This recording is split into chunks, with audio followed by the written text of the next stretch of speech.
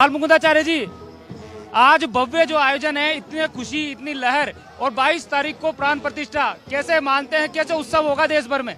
528 साल में जो दिवाली नहीं मनी, इस बार उससे बड़ी दिवाली मनेगी और राम भक्तों की जो कामना पूरी हुई है। भव्य दिव्य राम मंदिर बनके तैयार हुआ है।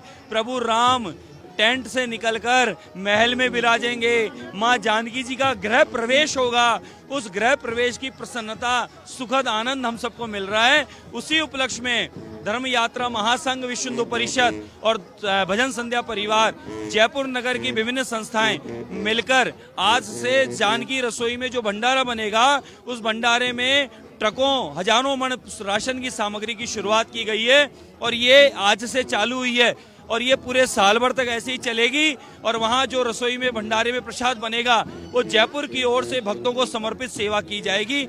जो भक्त माँ दुनिया से आ रहे हैं, संत पधार रहे हैं, राम भक्त दर्शन को आएंगे, वहाँ प्रसाद भी माँ जानकी जी की रसोई में जो पाएंगे, उसमें ये सेवा की शुरुआत है। पीले चावल भी बांट दिए गए हैं और एक दीपोत्सव का माहौल भी होने वाला है। लोग अपने अपने घरों में 22 तारीख की जो तैयारियां हैं, उसमें अभी से जुट गए। अरे साहब, 528 साल बाद जो कामना पूरी हुई है, इसकी प्रसन्नता, खुशी इतनी बड़ी है कि लोग बढ़ चढ़ के एक से कुछ ना कुछ करना चाह रहे हैं और उसी क्रम में जिसको जो अच्छा लग रहा है वही राम भक्त बनकर अपने आप को ही मान रहे हैं कि हम अयोध्या में रह रहे, पूरा भारत अयोध्या है, राम राज्य की स्थापना हो गई। भगवान 528 साल का वनवास पूरा करके टेंट को त्याग कर भगवान राम महल में आ रहे हैं। उस खुशी का ठिकाना नहीं है। इस पल का इंतजार था, 528 साल का जो इंतजार था वो पूरा हुआ है। तो ये खुशी तो बढ़ चढ़ के मननी है और राम भक्तों की कामना जो पूरी हुई है, तो इसको मनाने का अवसर है, इसको मनाएंगे।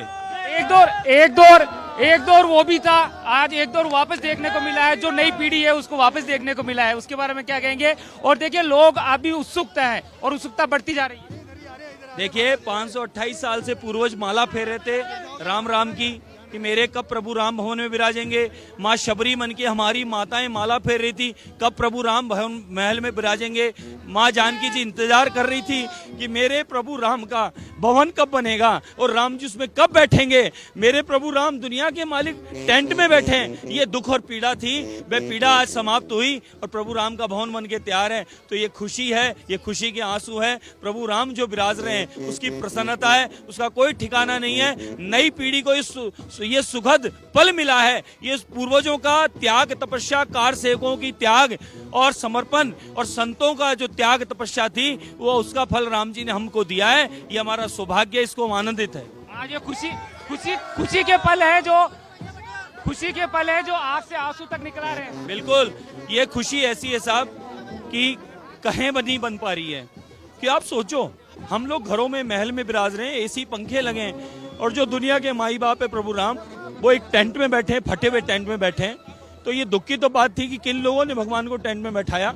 क्या भगवान पूरी दुनिया के मालिक टेंट में बैठने लायक है? लेकिन भगवान पर राजनीति की गई, भगवान को काल्पनिक कहा, भगवान के राम सेतु को तोड़ने की बात कही, भगवान को किससे कहानी की गई।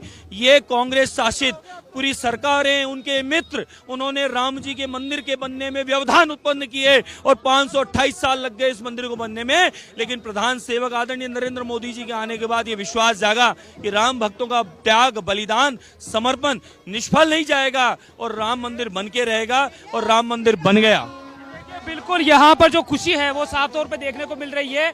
और इस दौरान जब सच बेदरक से बाल मुकुंदाचार्य बात कर रहे थे, तो वो थोड़ा भावुक भी हो गए थे और उन्हें यह भी कहा कि ये खुशी के आंसू हैं जो लगातार निकल रहे हैं, क्योंकि भगवान राम अब टेंट से अपने महल में पधार रहे हैं। कैमरा पर्सन हरिशंकर त्यागी के साथ सतवीर सिंह राठौड़, सच बेदरक, जयपुर।